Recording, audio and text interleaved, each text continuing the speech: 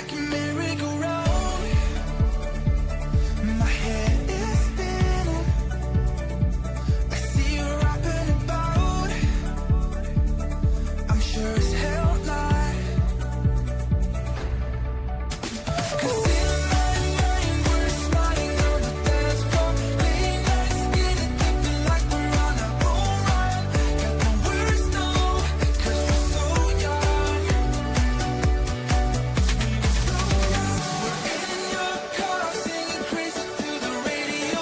I remember it like time's been frozen still. Oh, had no words know, we were so young. Now you're long gone.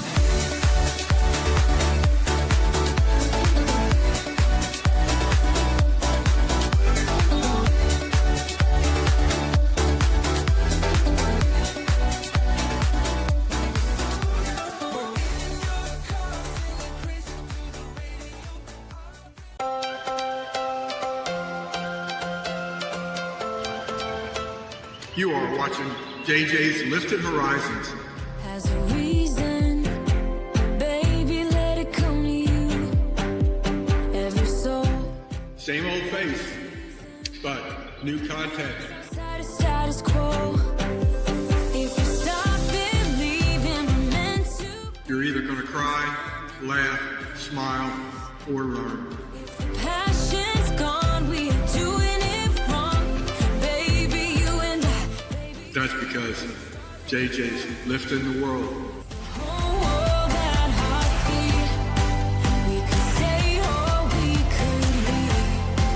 There is nothing in between. One video at a time. I'm G Money, and I support this channel.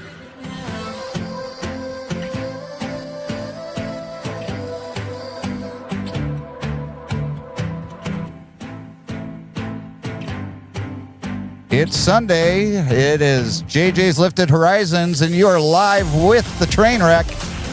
Thank you, everybody, for coming in today. We've got Nancy Naylor. Thank you very much for being here. And my dad's trying to get on the TV. We got Jailbait and Tackle Outdoors. Hey, Gary. We've got Backlash Fisherman. I haven't seen you in forever, Backlash.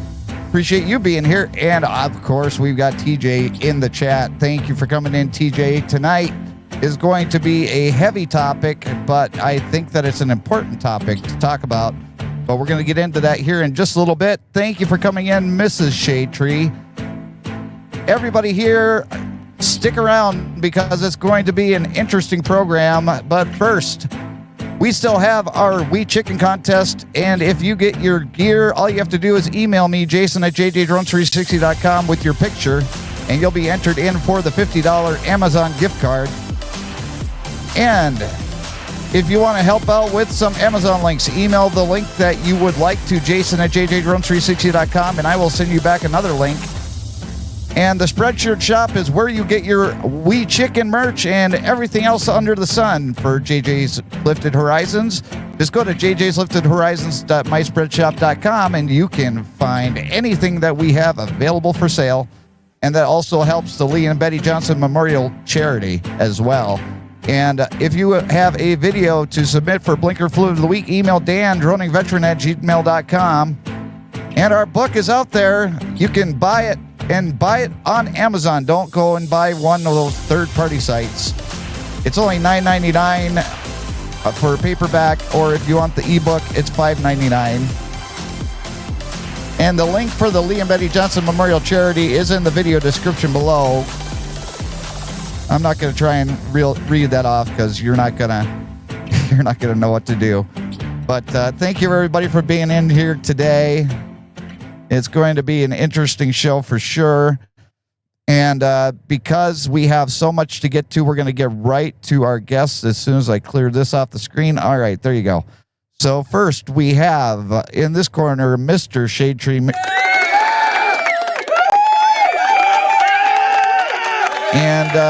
I think he just got done off of a 3-week bender, and he may be sober today. He may not. We just never know. The drinking veteran. I never know. And coming to us live by Illinois, And we won't hold that against him because he's the prettiest man on YouTube, Mr. Karl Marx. How's everybody doing today? Good. Well, we do have a lot of things to talk about today throughout the show, but first, I just want to remind everybody that the We Chicken contest is going on. You can go until September 10th to get your We Chicken merch. And here's somebody to remind us what the We Chicken is all about. Howdy, my friends. I don't know how you all We Chicken. When I was in Baker, Florida,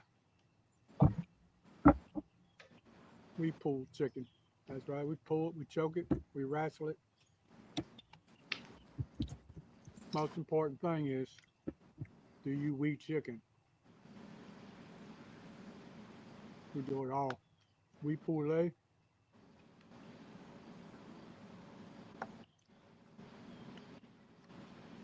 Ain't never lost to a chicken. That's right. Ain't fixing to lose now either.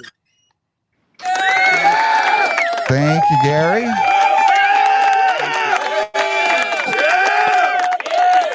That is our We Chicken. Uh-oh. What was that? Who pooped the audio? Yeah, something drum. All right. We're all right. Carl, did you approve this message? Sure. Yes. Okay, there we go. Just need to make sure that it's approved before we go forward. And the one thing that we don't need approval for is our unofficial sponsor of the program, and that would be Johnson Juice. Thank you, Johnson Juice. What's up, everyone? Dan here, Droning Veteran. And guess what? It is dinner time at the Droning Veteran House, and tonight we are having breakfast for dinner. And there is no breakfast for dinner without Johnson Juice. Oh yeah, buddy. Fresh cup coming in. Now, let's get it on everything, because Johnson Juice goes with everything. Oh yeah, buddy. I know you're jealous. Thick and sweet from the Upper Peninsula, KVUE. Pancakes, waffles, biscuits too. Nothing tastes better off thanks to you. Hashtag delicious. Tastes better off thanks to you.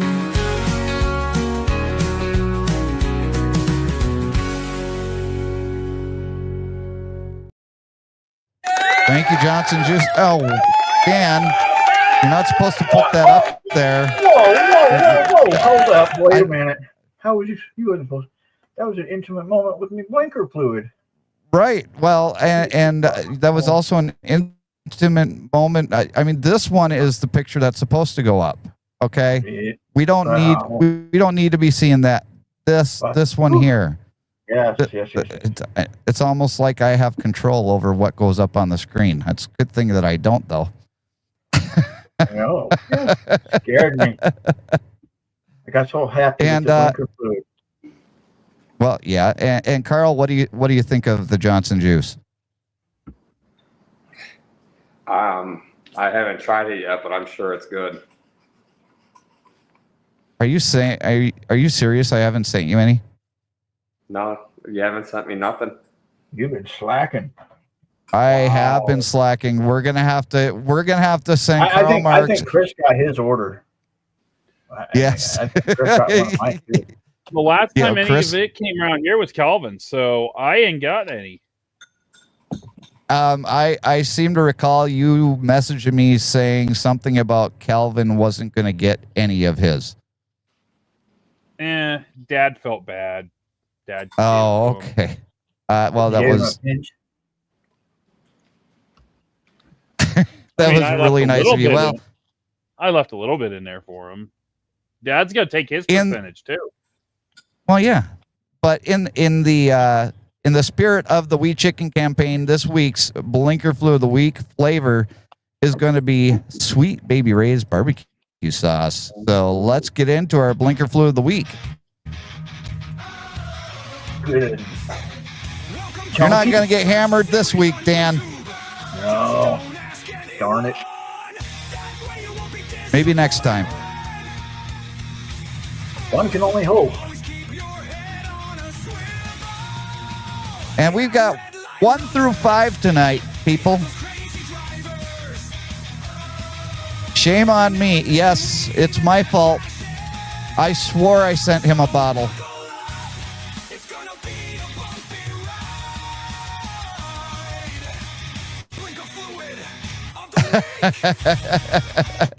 Hey, Maui Howie, thank you for coming in. And here's number 1.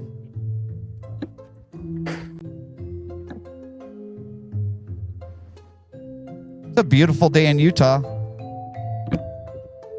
Yes. It's a beautiful day for bad driving and whatever else we can get into over here. Is the video lagging?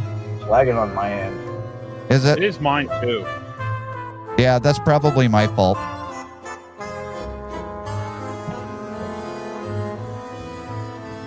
So the van passes the white car, and the white car gets pissed off and decides to pass the van in the right turn lane. Well, and that's what the right turn lane is for, isn't it? Yeah. And it gets better because I noticed the car going over the bridge didn't get into the left turn lane. I come up over the bridge and I see the car in the right turn lane. I thought, that's funny. And then I lost it and didn't see it because I was paying more attention to the light than the car. But Yeah. watching the video, I watched the car. There he goes, popping up again. So we did a quick right, flipped the UE, and yeah. So here's number 2, and there's a pedestrian, you say. Yes. There's 2, 3, 4, and 5. And Yeah, you don't need to stop for pedestrians.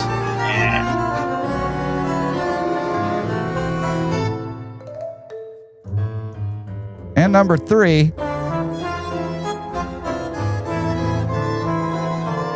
Oh, he was using the all of the road concept. He's like a ballerina. Yes, Swinging that leg wide as he. right. Here's number 4. That car just didn't think that he needed to get into the other lane. Just stay in that right turn lane.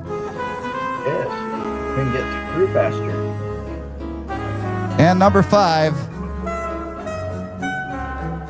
I apologize for the video quality, folks.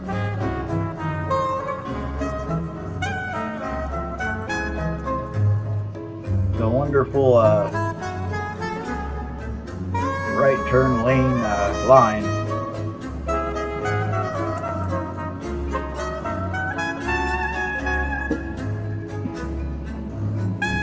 And then the line cutters, of course. You gotta have them.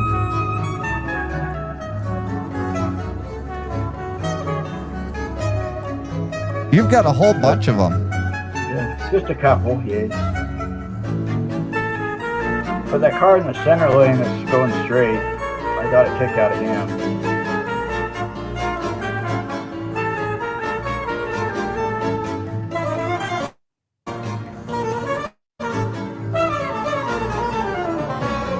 I'm just glad that he didn't decide to turn right when I was right by the side. Or we would have met. Current loop video is now locked. And that is our blinker flu of the week. Vote 1 through 5 for your favorite, and then at the end we will be whenever Dan has to go, that's when we'll close it out for the winner of this week. But thank you very much, Dan. Yeah, it's a bummer. Appreciate you doing that. Why did you park where you did? You were supposed to park better with better service. Well, I try and do it just to frustrate everyone, and I think that I've succeeded. Very good. Very much so. So, what has everybody heard this within the past couple of weeks? We'll start with Chris. What have you heard here lately about what's been going on in the trucking industry? Well, it sounds like we got some bonehead drivers that probably shouldn't even have been drivers in the first place. Okay, yeah, that'd be good. Dan, have you heard anything? Yes, I don't know 100% if it's true, but I heard that if you're here with a CDL and you have a work visa, you no longer can work. Okay, well, we're gonna dive into that. I don't know if that's true or not. So we're gonna dive into that.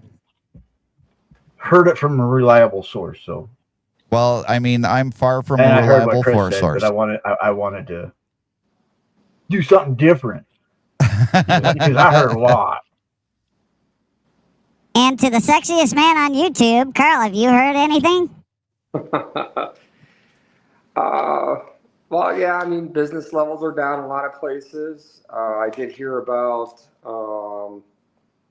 some of the, I guess, licenses being on hold or paperwork being on hold, especially a lot of the CDL stuff related. We all see, yeah, just there's an issue on the road today, and it needs to get solved quick before more accidents happen. Well, let's dive into what started this all, okay? Well, not what started it all, but what started the conversation. Let's get into it. Circulating on social media shows the moment a truck driver makes an illegal U-turn on the turnpike, causing a deadly crash in St. Lucie County. The victims in that vehicle, all from South Florida, they did not survive. So this has been all over the internet. And unless you're living under a rock, you've probably seen this video. Here is where this gentleman decides that he's going to make a U-turn, which still hasn't been figured out why he's doing it. But he's making a U-turn on the Florida Turnpike, and you see right, and I'm just going to warn everybody that viewer discretion is advised in this video, because there's going to be some pretty serious things we're talking about here. But you can see in this, I'm trying to get right there. That's where the minivan comes into frame, and you can actually see the tail of the trailer still, and that minivan is trying to stop. And sadly, the three people in that minivan, two of them were killed on site, and one of them was airlifted to the hospital and died in the hospital. There were multiple reports from people that I trusted that said, well, they all died on the scene. Some were saying that kids were involved. No, there were no kids involved. There were three adults, all from different parts of Florida. I think the youngest one was like 30 years old, and he was the driver of the minivan. But they all did perish in this accident. But let's go forward a little bit more. Shows the moment a truck driver makes an illegal U-turn on the turnpike, causing a deadly crash in St. Lucie County. The victims in that vehicle, all from South Florida, they did not survive. And tonight, that truck driver you saw in the video is in custody. CBS News Miami's Jim Berry is here with more on the concerns being raised about him. Jim? Yeah, of course, guys, this all happened last Tuesday. Florida's Attorney General says the driver was an undocumented migrant who somehow got a commercial driver's license in California. TikTok videos, as you guys pointed out, show that driver, Harshinger Singh, making that illegal U-turn with his big rig. The truck ended up blocking all of the northbound lanes of the turnpike, while a minivan slammed into the truck and then got pinned underneath. two passengers, a 37-year-old woman from Pompano Beach and a 54-year-old man from Miami, were killed instantly. The 30-year-old minivan driver from Florida City died later at a hospital. Their names, by the way, have not been released. The accident created an enormous traffic backup on the turnpike and prompted Florida's Attorney General to point the finger at another state. Okay, so the first knee-jerk reaction from that accident, what was it, Chris? Anger, disgust. Yeah, but who did they want to blame right away? Carl? Who was said that was at fault for that right away? Well, I heard the driver, but then it was in question of why did they were trying to blame the minivan. No, they were trying to blame California. Well, I mean that too. Yeah, that was the first knee-jerk reaction from everybody. Let's blame California. And trust me, I have no love for the state of California. Okay? But we have to be factual. If we're going to make an argument, we have to come to an argument with facts. And the thing with the news is that everything is so knee-jerk that everybody wants to be first with the scoop.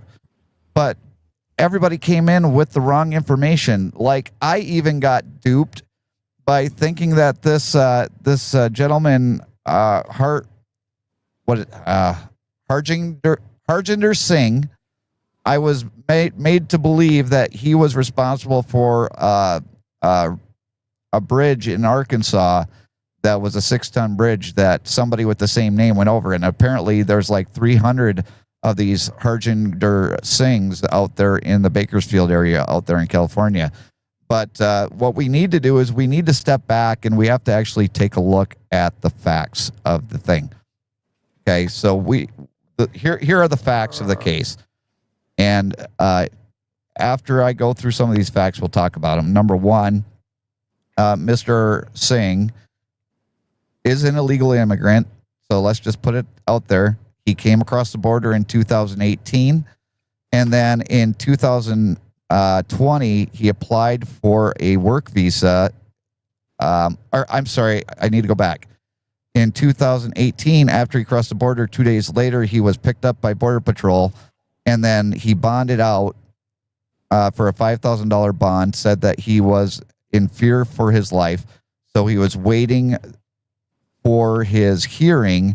And when he was waiting for his hearing, he actually went up to Washington State. And while he was in Washington State, in 2020, he applied unsuccessfully for a work visa in the state of Washington. And then he ended up reapplying in 2021, got accepted for his work visa, went through the truck driving school up in Washington State, which is where he obtained his CDL through a CDL school. So from that point, Carl, what do you see as a problem with him getting his CDL through the CDL school up in Washington? Well, he wasn't a resident, first of all.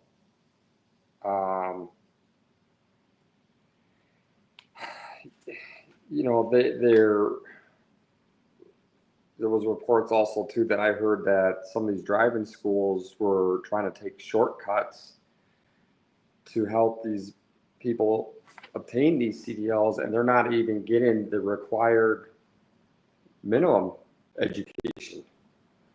And that's a great segue. Number one, here is the rules for getting a CDL. In order to obtain a CDL in the United States, you typically need to be a U.S. citizen, national, or a lawful permanent resident. However, there are exceptions. One exception is non-domiciled CDL, which we'll get into here in a little bit. And those are available to individuals legally authorized to work in the U.S.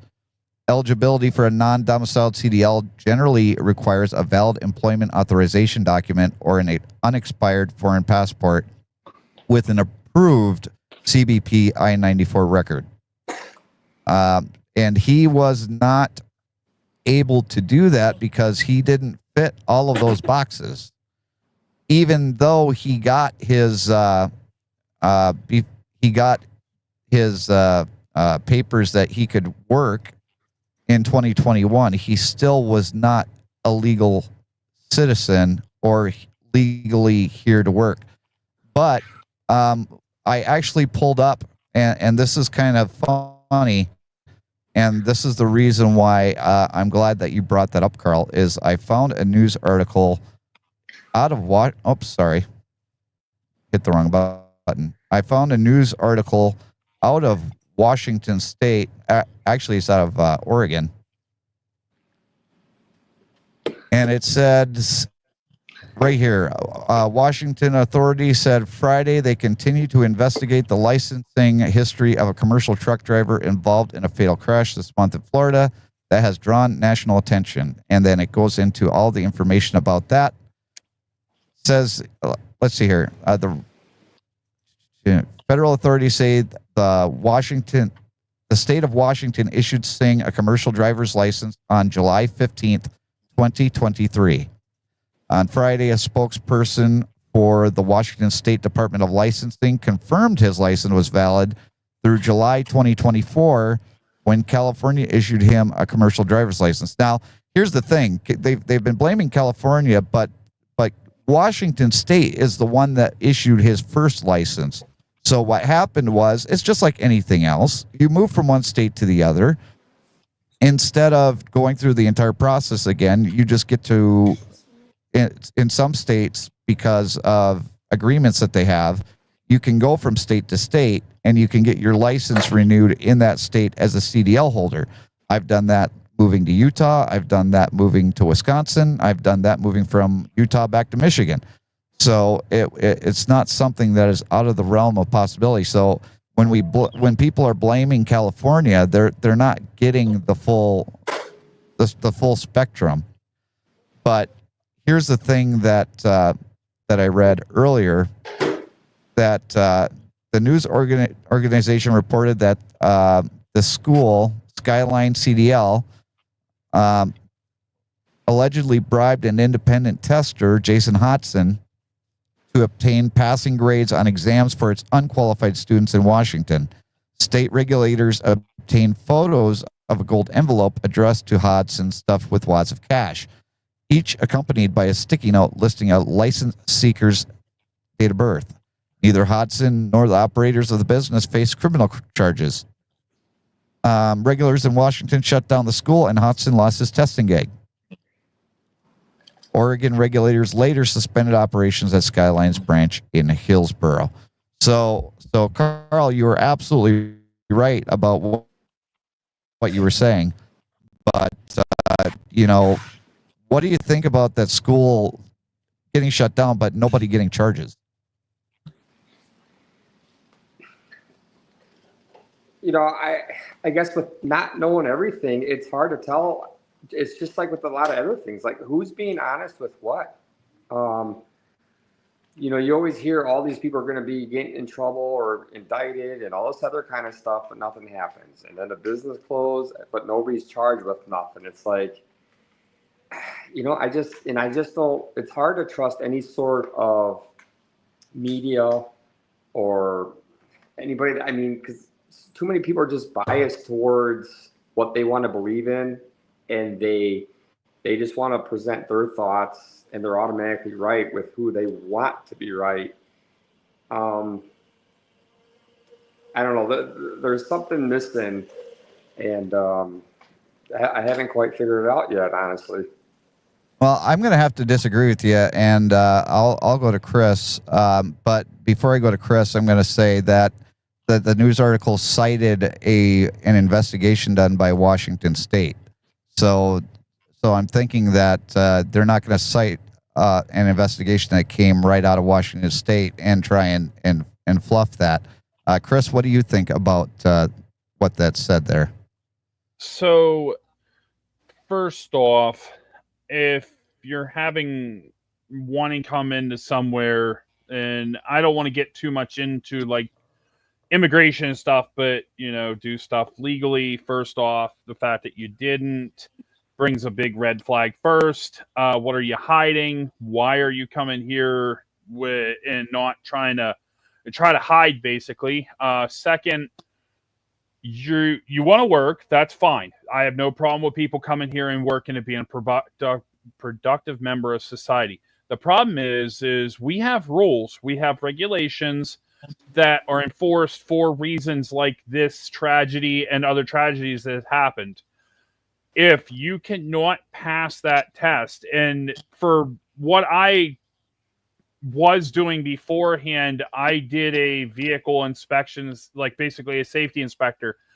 If something happens to a vehicle that I said is A-okay and it's not, whatever happened, if it had an accident that led to somebody's demise, I have charges against me and I'm held to the fullest extent as much as somebody else or something like, with that being going on. I understand that the school is shut down because of issues like this, yet the person that stamps at the last minute, if we know this guy could not speak English, couldn't understand English, I feel that this is something that if this guy could understand and speak English, that's not a problem. You passed him for that. But the fact that there's money being passed on, there's a lot of turn your head and look away things. I think that this instructor and whoever else approved this and signed off should be held liable as much as the driver of the vehicle. Dan? No, I agree. I think that they should go after the people that gave him the license. Now, the one thing I've heard too is the passenger, they say is his brother, but I haven't heard anything on if he had a CDL or not. So I don't know if you've heard anything on that. I'm going to update you on that. I've never heard, and like, this is the first I heard anything reported on him actually getting a CDL in Washington. Okay. I haven't had much time to follow it, but right. Well, I've been following you, so you don't have to. Let's welcome Brian to the show.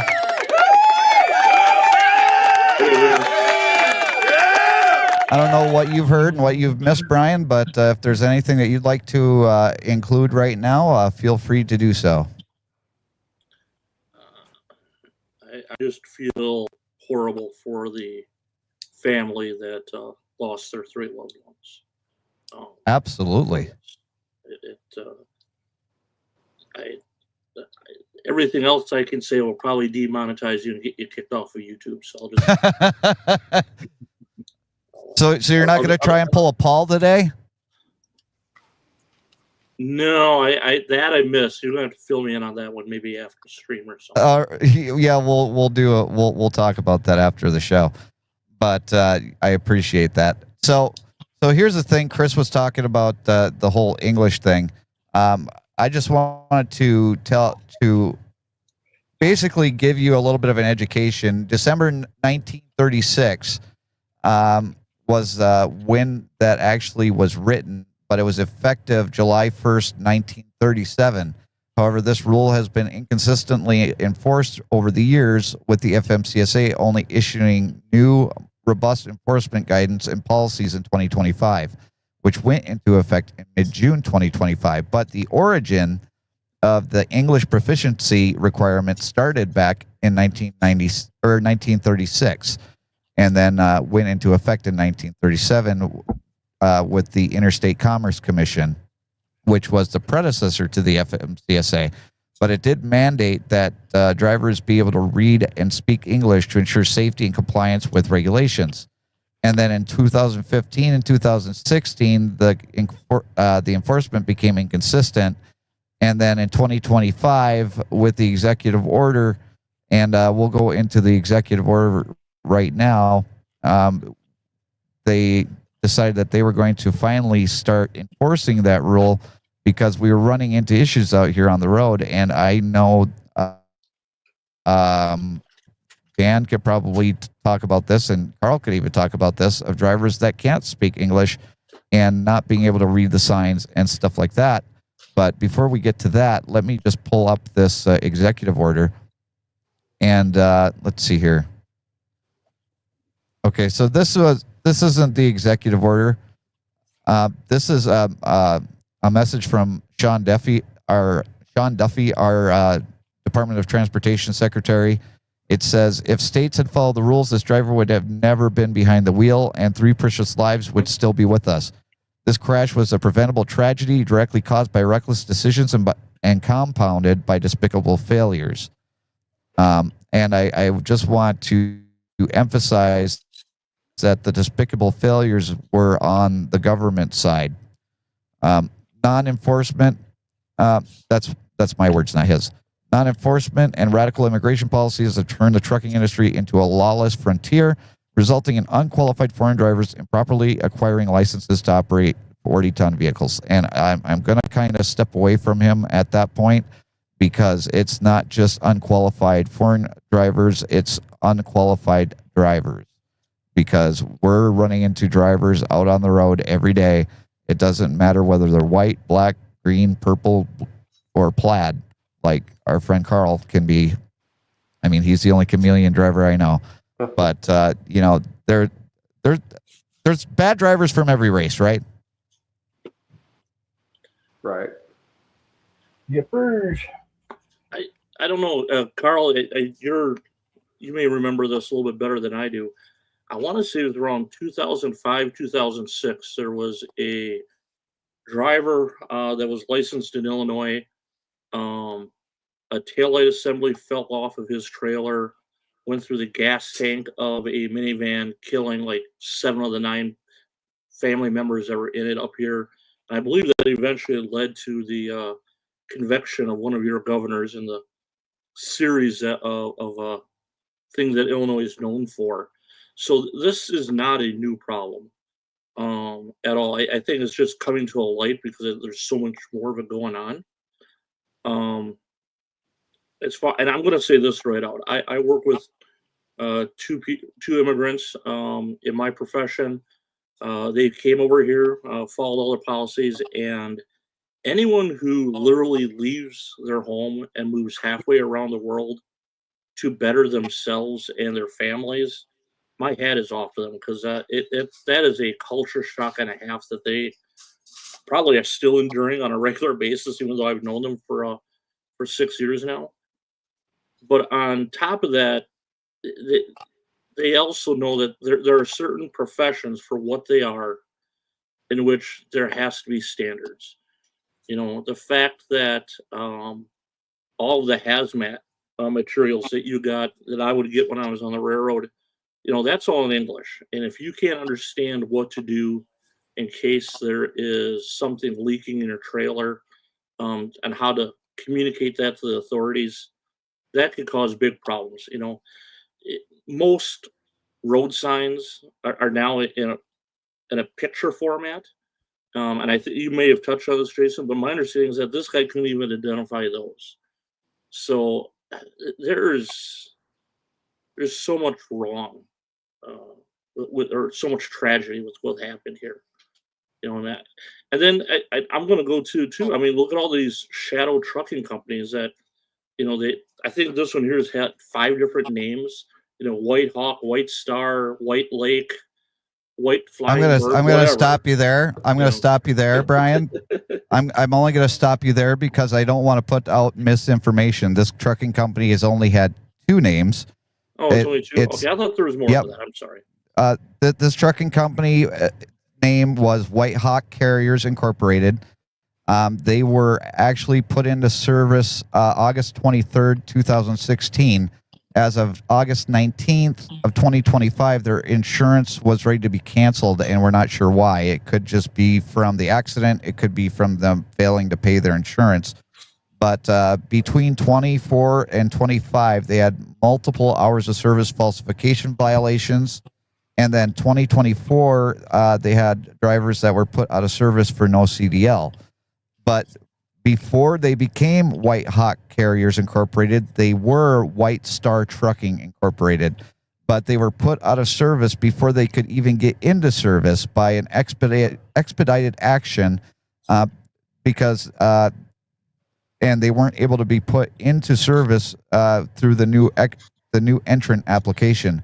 So as soon as they were declined as far as being White Star Trucking, they just folded up the the DOT number in the name and put the new DOT number in the name onto the trucks. So that's the history of White Hawk.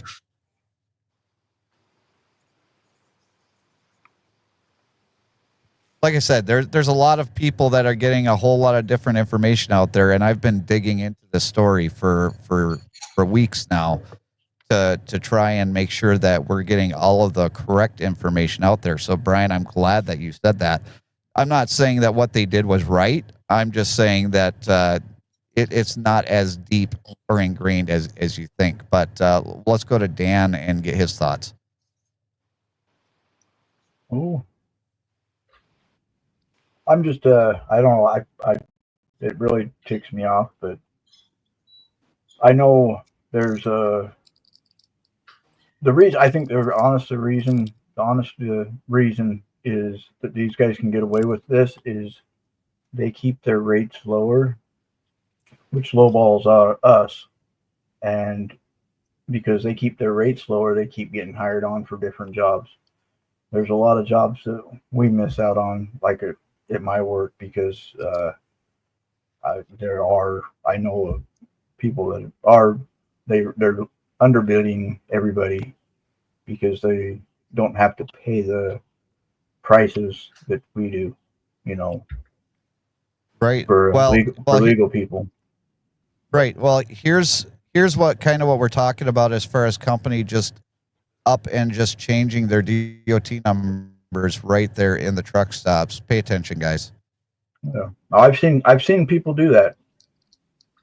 Actually, I see it actually quite a bit. Not in truck stops either necessarily. In pickup zone, pickup and delivery.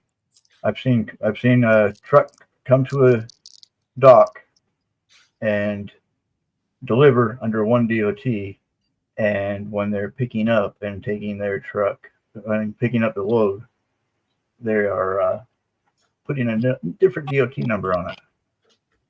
So I've seen that multiple times. This one's from yeah, and so have I.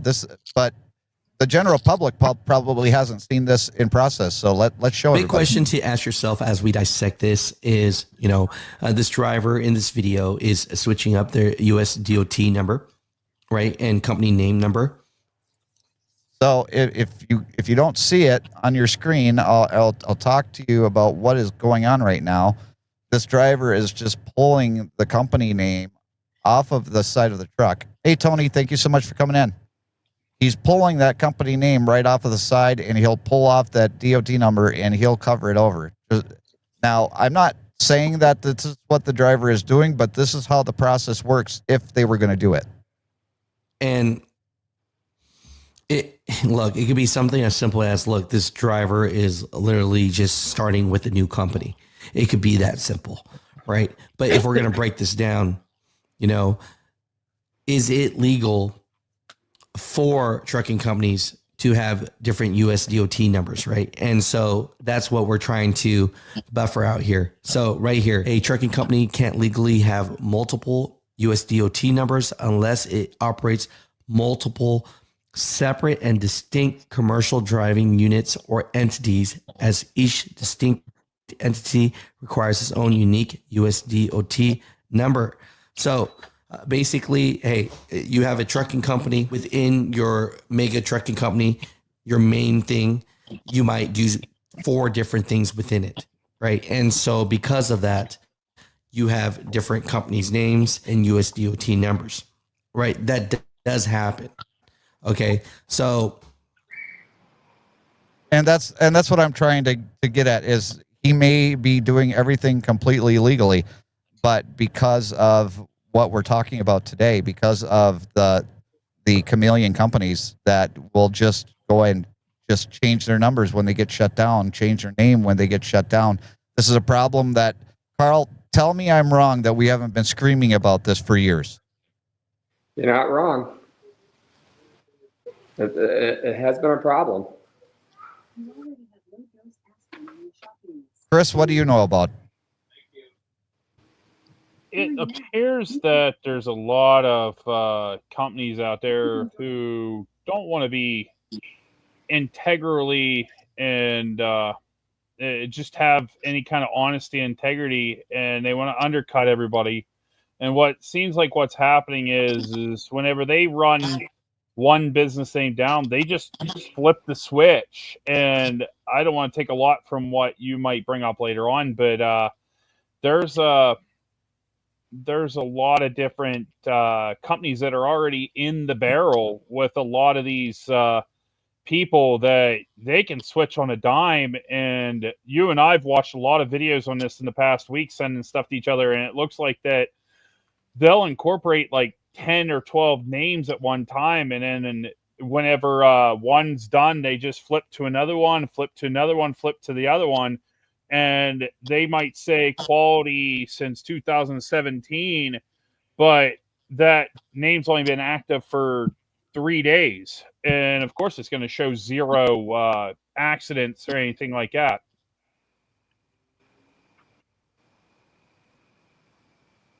Now, what I'm showing you here, and I picked this on purpose just for Carl because I know his feelings about media sources.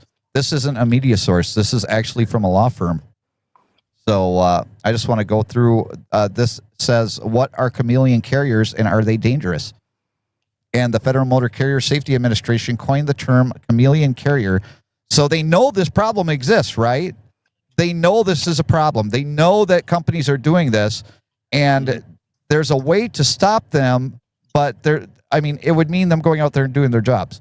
But the FMCSA coined the term chameleon carrier to describe trucking companies that shut down or are forced to shut down, then reopen as a different company.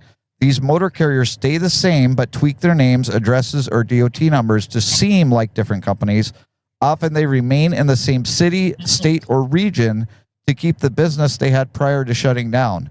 Some companies repeat this process several times. I've seen drivers walk outside of their truck, and they've actually got a handful of DOT numbers. And I'm not saying that they were doing this. I'm just saying that it would appear that they would be doing something like this. Chameleon carriers are about 3 times more likely to be involved in serious crashes than lawful carriers, sources report. In fact, the issue became more widely known as after chameleon carriers caused a few serious crashes in the early 2000s that killed dozens of people. Now, Carl, now that I gave you a source that is not media, what do you think about that? I mean, yeah, I've heard a lot of that, and like I said, it's a problem. I don't know, man. I guess my 2 big questions are, one, how big would this story be if it was a nationwide carrier or even an American citizen making a U-turn on any turnpike? Would they be still talking about this? Oh, dude, you are pulling at the scab that is hold it. Hold that thought. We are going to get into that because that is coming, my friend. I'm not saying, look, I'm not saying that what Harjinder Singh did was right. Okay. I'm not saying that at all. I'm also not saying that, that he shouldn't be punished for what he did, because he should. But what I'm saying is there are things that have been happening for years that have been happening in the trucking industry. Everybody has been ignoring it, even though we've been shouting from the rooftops, hey, look at us. This is the problem that's going on. Will you please fix this for us? Whether that be brokers, whether that be shippers, whether it be receivers, whether that be other drivers. It doesn't matter. Nobody does a dang thing about it.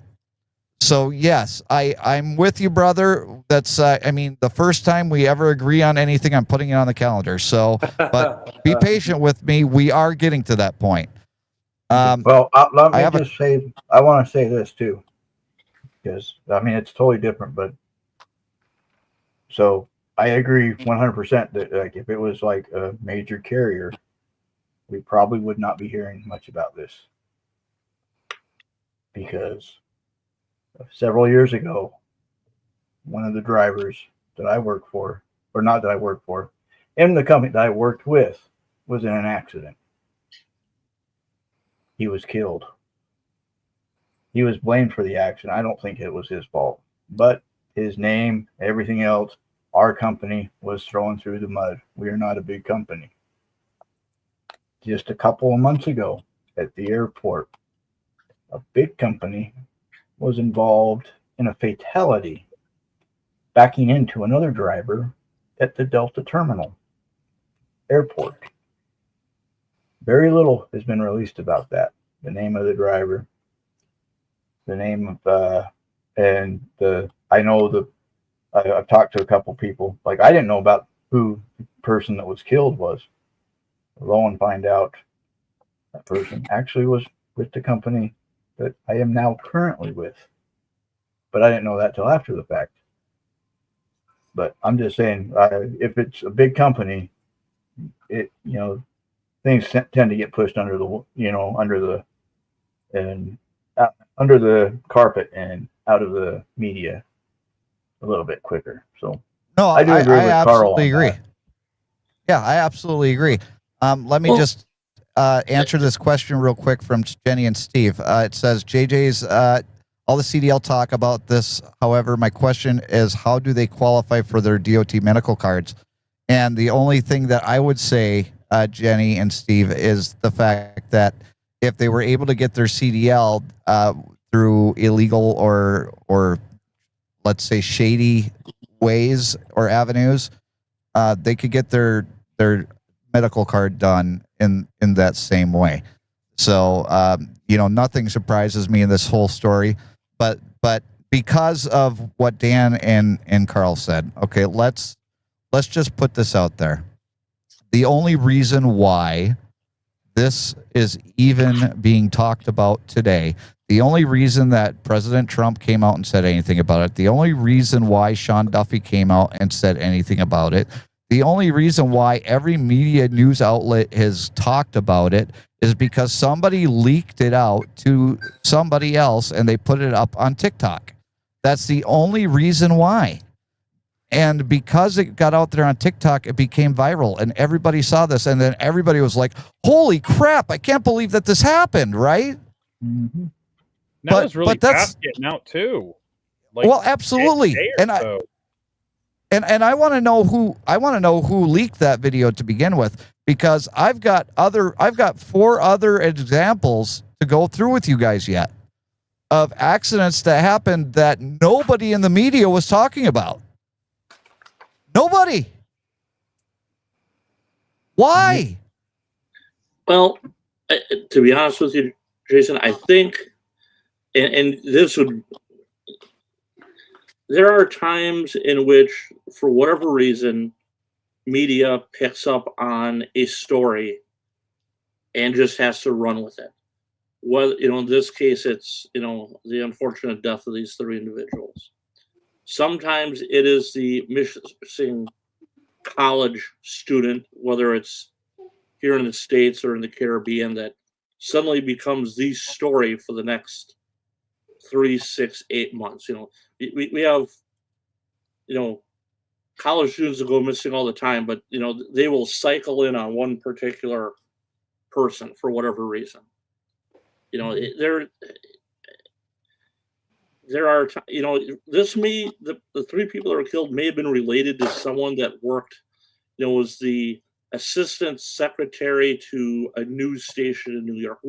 We don't know. I'm just, for whatever reason, this has been latched onto, and it's interesting. I think that kind of goes to Carl's doubt of the media, because it seems like they always have an agenda, and for some reason there's an agenda about making this known. It's doing that. I don't mean to put words in your mouth, Carl. I apologize if I did. But that's kind of the way I'm looking at it, is that for whatever reason, they want this to become the examples going forward.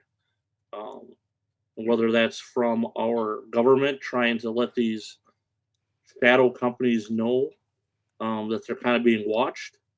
Maybe that's it. It was just some backroom deal going on there. I don't know. But this is not abnormal for our news cycles at all. Okay, so Jenny or Steve says I had a DOT physical every year on the railroad to qualify in the full due to me having my CDL, and yeah, all of us need that. Tony says the thing is we have all these rules, we don't enforce them until we start enforcing all these rules. We have nothing, and that's absolutely, Tony, spot on. That's exactly my point that I've been trying to get across. Thank you for making it.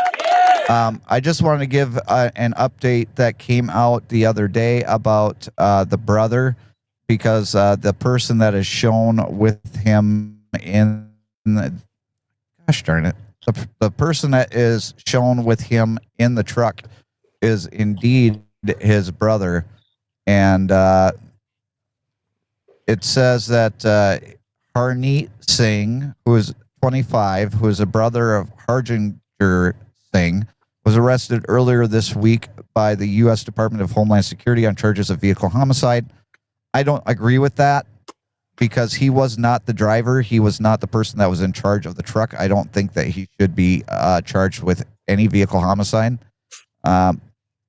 He was a passenger inside the semi-truck when the crash happened. It doesn't say whether he's a CDL holder or not, but I'm guessing by the way that the chart or this article is written that he probably would be. Don't take my word on it, but I'm just making that assumption through the news article. DHS also said that Harneet was an undocumented immigrant from India. He was arrested on August 18th and would remain in custody pending removal proceedings, DHS said. DHS said the Border Patrol encountered Harneet in May 15th, 2023, and alleged that he was released by the Biden administration. Specific details on that encounter were not revealed in the news release. So that's the only information that we have on Harneet. Does anybody disagree with me that he shouldn't be charged with the homicide? The only thing I don't think he should be.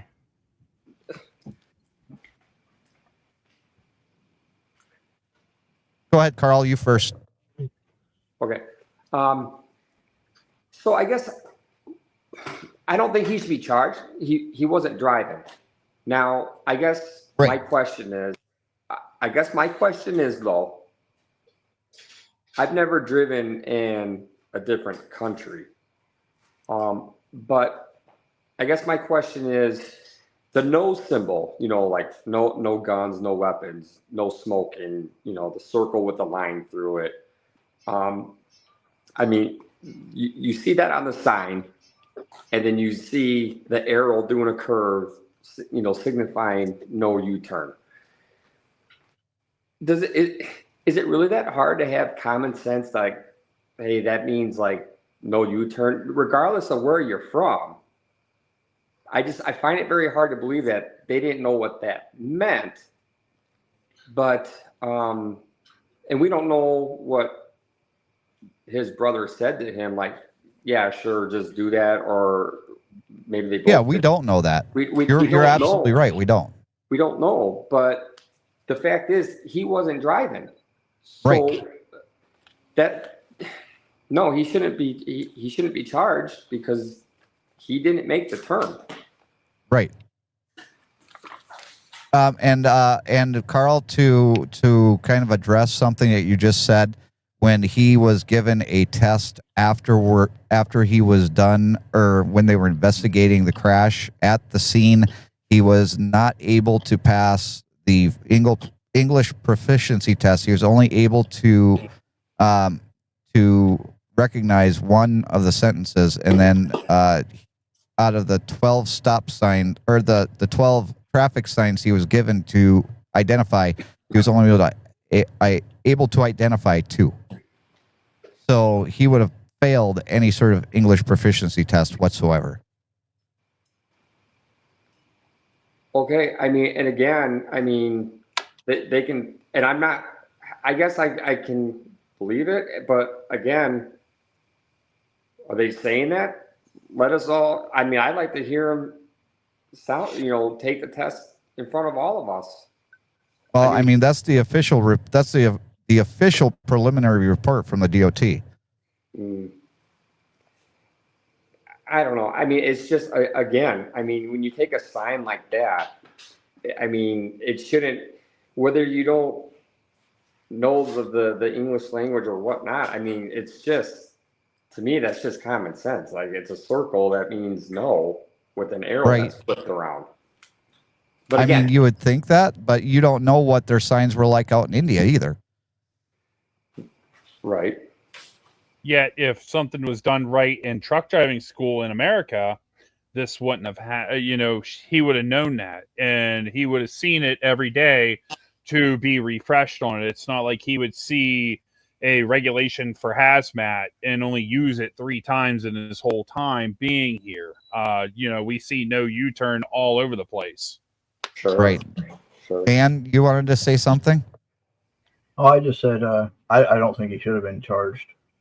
But then again, like you said, we don't know exactly if he said go ahead and do it. And with the cameras they have, I'm sure they have audio. And maybe there is something where the guy his brother is saying, "Hey, make the turn here, do it." If he had part of it, if he was like instructing him to do it, maybe I could see possibly charges. But other than the fact that he wasn't driving.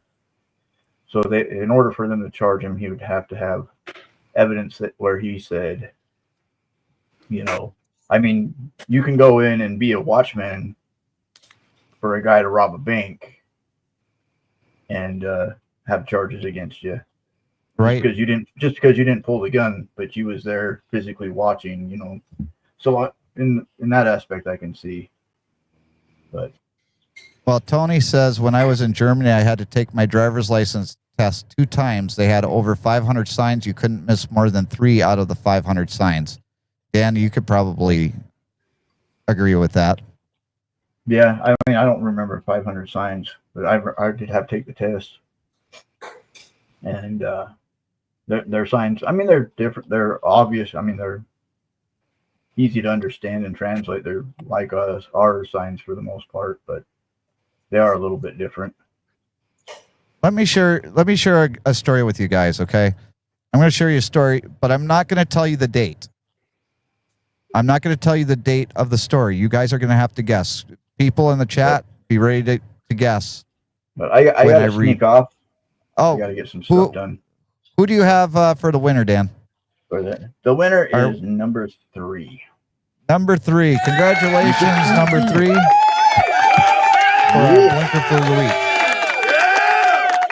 Thank you, Dan, for coming in tonight. I do appreciate it. Well, enjoy. Be safe. Don't do anything stupid. If you do, catch it on camera. Absolutely. Thank you, Dan. Appreciate you being here. See y'all later. See you, Dan. All right. So here's a story that I'm going to share with you. And like I said, I want you guys to tell me when this occurred.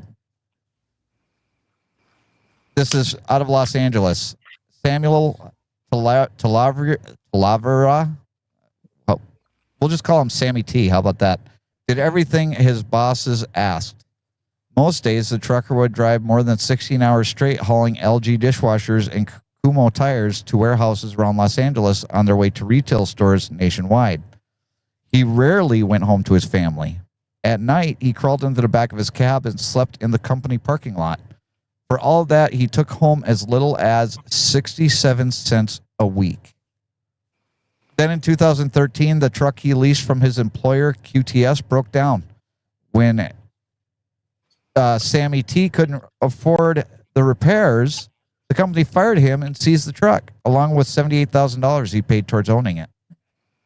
He was a modern-day indentured servant, and there are hundreds, likely thousands more still on the road hauling containers for trucking companies that move goods for America's most beloved retailers, from Costco to Target to Home Depot. These port truckers, many of them poor migrants who speak little English, are responsible for moving half of the nation's container imports out of Los Angeles' ports. They don't deliver goods to stores. Instead, they just drive them short distances to warehouses and rail yards. One small step on their journey to a store near you. A year-long investigation by the USA Today network found that port trucking companies in Southern California spent the past decade forcing drivers to finance their own trucks by taking on debt they could not afford. Companies then used that debt as leverage to extract forced labor and trap drivers in jobs that left them in destitute. I thought slavery was wrong. Of course it is. No matter what happens, Are you it's sure? always wrong. Are you sure? I mean, if I say it's wrong, it should be wrong. That's just how. Yeah, but if you can get your Ryobi drill for 50 cents on the dollar, just saying. That must be why it burned up the other day. That's probably why. Yeah, possibly. When you're talking about that, I've heard of that happening, stuff like that. I've also heard of it, and I don't want to jump the gun here on you, so stop me if I am. I've also heard of, kind of in the way of, we had that coyote, they were talking about coyotes, people paying to go across. I've heard people that did that to get people from other countries in here to drive as well. And they're basically driving crazy hours, multiple logbooks if they can. And they're not making anything. They're literally not making anything because it's all going back to the company to pay for, them to come back or come into America. Yeah. It looks like you wanted to say something, Carl. No, I'm just listening. What year was that story? Anybody have a guess?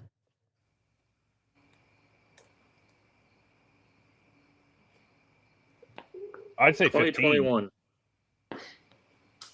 Who said 21? Brian. Chris, what year did you say? I said 15. Carl? Oh, wow. I was going to say probably about early 2000. Well, the answer is that story was written June 16th, 2017. So they did a year-long study. So I would assume that they started it in June of 2016. But they were even talking about what happened back in 2013. But yeah, the story was written in 2017. We're still 8 years later, and we're still dealing with the same problem of people working for basically companies that are holding them hostage by giving them a job in a truck to where they're absolutely losing their shirts. They have to basically live in the truck making money that nobody. Carl, you wouldn't be able to live on it. Chris, you couldn't live on it. Brian, you couldn't live. I couldn't live on it. Actually, kind of have a story about that too. Go ahead, Chris. So my dad was an over-road driver. He drove for over 50 years, between running company and owning his own stuff. There's been times where the truck has broke down and engine overhaul, transmission, big stuff, big ticket items that people aren't going to have $20,000 to drop at a time. The company gave him a loan for these new repairs and say, hey, here's what we're doing. And what the company started doing was throttle back the freight they gave him to where he was paying them all of his pay except for maybe $200 at most. And that $200 had to make for fuel, food, and everything like that. And back when fuel went through the roof for the first time, my dad was barely eating anything. There was no money coming home. There was a lot of times where when we were growing up, we were eating nothing but buttered noodles for weeks on end, going to food banks, soup kitchens, and stuff like that, begging for food because there was no money and companies were taking every dime from the owner operator because they saw a vulnerable person and just took advantage of them. And enough was enough after a while. My dad would leave, go to a new company, and then the company previously would try to sue him. Yeah, I could definitely see that happening. Guys, I know that I was going to continue. There's still a lot of stuff I want to cover, but I think that this would probably be a 3-hour-long live stream, and I have to get up early tomorrow morning. So we're probably going to have to cut it here.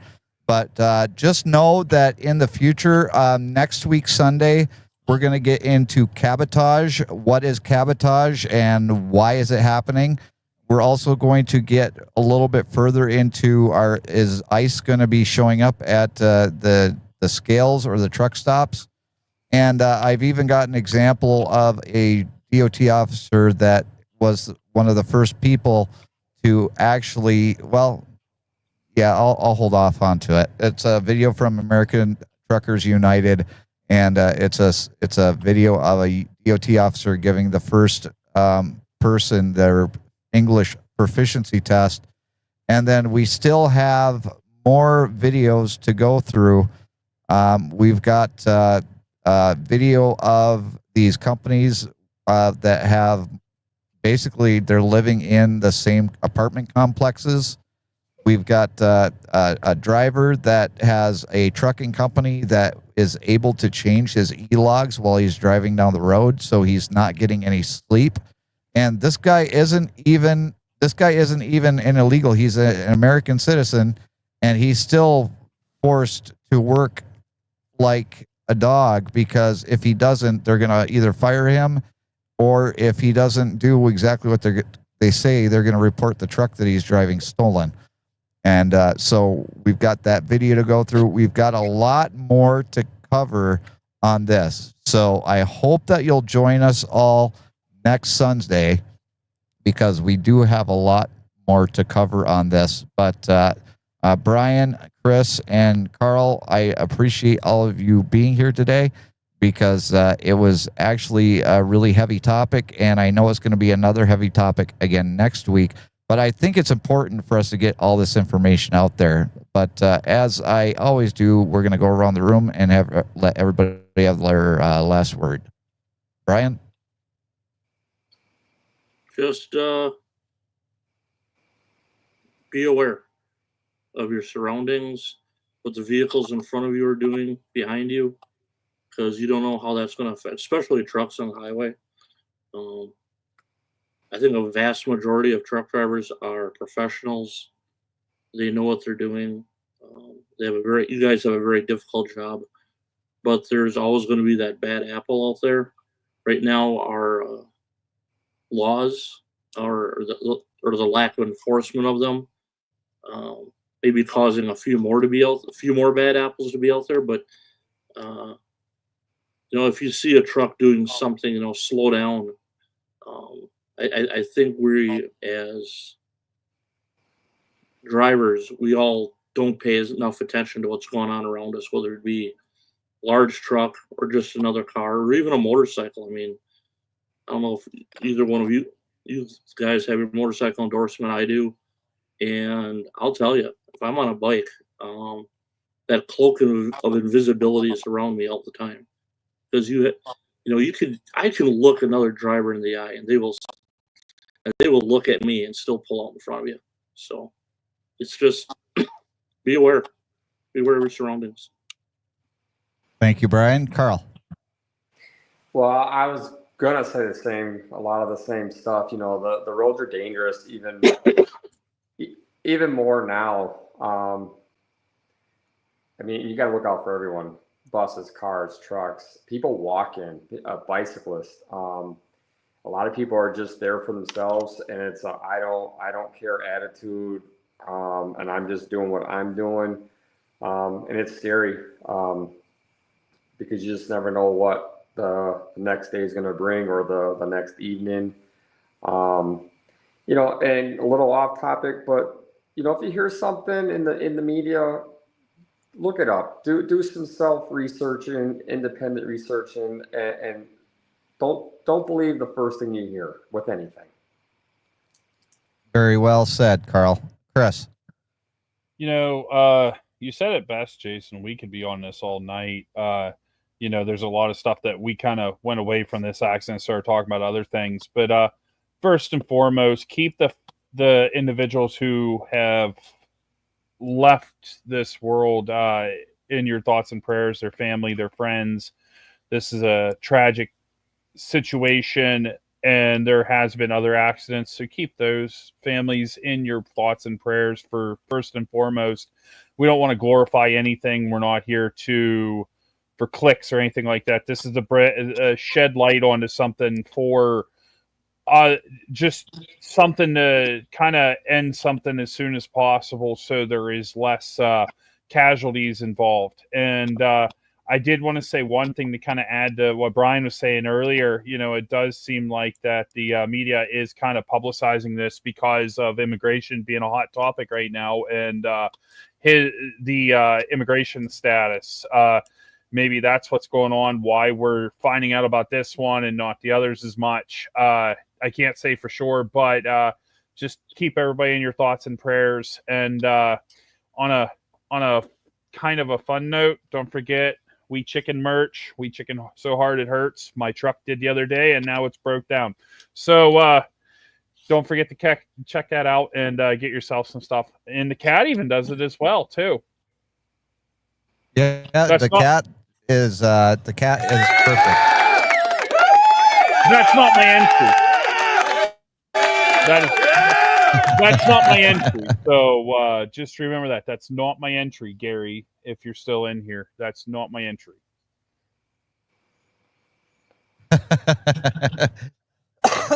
Well, I just want to thank, again, the panel. And I would love for, I know, Carl, I don't know if you're going to be able to join us next Sunday. I hope that you can. Brian and Chris, I hope that you can both join.